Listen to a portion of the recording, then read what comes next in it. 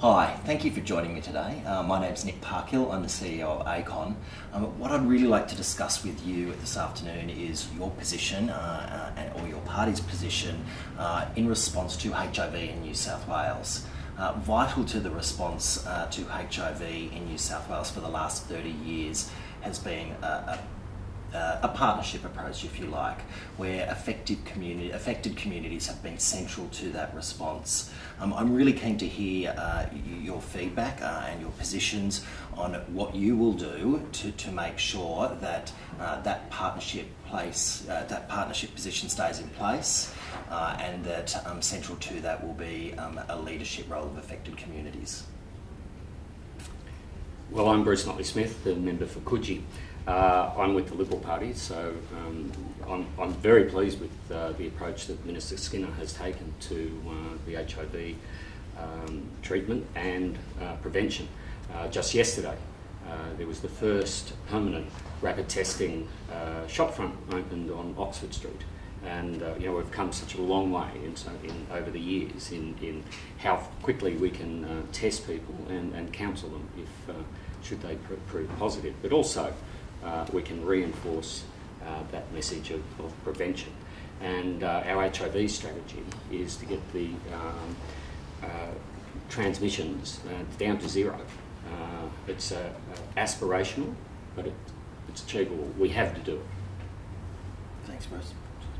I'm Alex Greenwich, the member for Sydney, and I think we're in a really exciting place in terms of the campaign to end HIV. We have, as Bruce said, rapid testing clinics and a permanent one now. There have been temporary ones which have proved to be very, very successful, and you guys have also had the ACON testing bus around my electorate as well, and that has been great to see. And just the awareness raising, the importance of people, sexually active men getting tested regularly, and being able to be tested by another gay person, and that environment that you guys have created is really important. But we've seen support from all sides of this place, of New South Wales Parliament, for ending HIV, and I think we're in a really, really exciting place.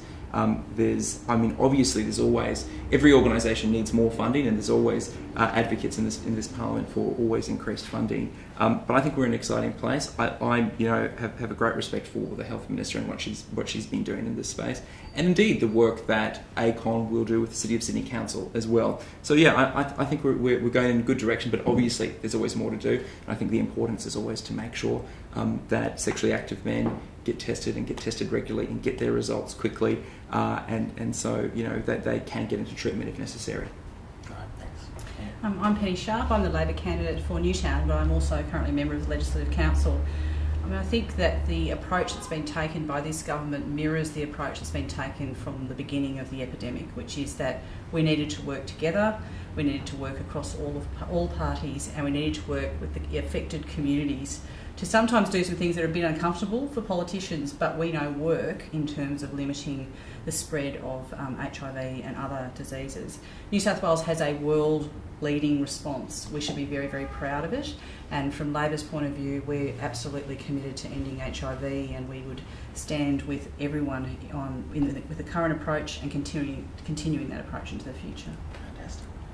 Well, my name's Chris and I'm the Greens candidate for Sydney. Now, the Greens have long supported increased and better funding for HIV and AIDS services, but particularly in regards to the stigma that is still commonly found with people with HIV and AIDS, and specifically mental health.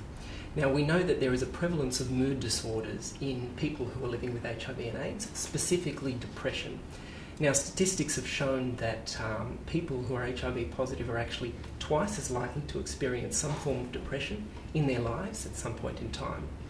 Now, that's a staggering fact compared to those people who are not HIV positive.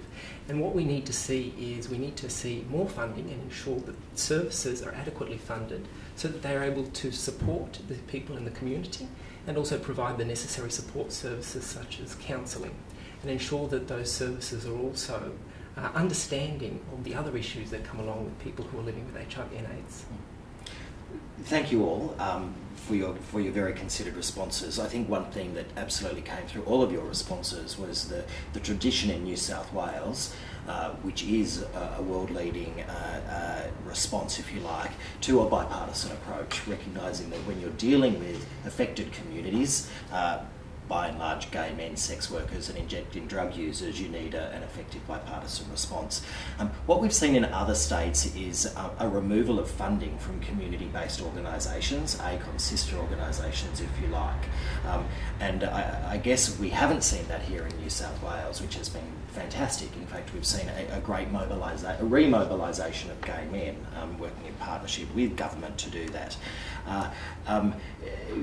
I guess it's good to hear you all say that there are assurances from all sides of politics to continuing to work with gay men, with sex workers and injecting drug users in terms of the final phases of the response to HIV in New South Wales.